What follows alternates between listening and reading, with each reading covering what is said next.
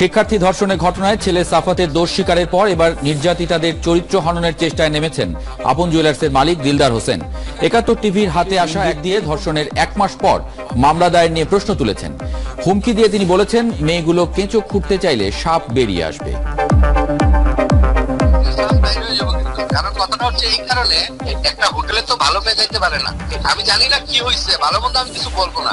তারা কি দর্শন হয়েছে না হয়ে গেছিল? তাহলে কেন পরের দিন কমপ্লেন দিল না ম্যানেজারকে? কেন মামলা করলো না প্রতিদিন? গাড়ির চালক বিল্লালকে ৪ দিনের এবং বডিগার্ড রহমত আলীকে ৩ দিনের রিমান্ড দিয়েছে আদালত। আসামিদের বিরুদ্ধে সুনির্দিষ্ট প্রমাণ আছে বলে জানিয়েছেন রাষ্ট্রপক্ষের আইনজীবী। ভিডিও ধারণ করে এবং পরবর্তীতে ধর্ষণের পরে এই দেহরক্ষী ভিকটিমদেরকে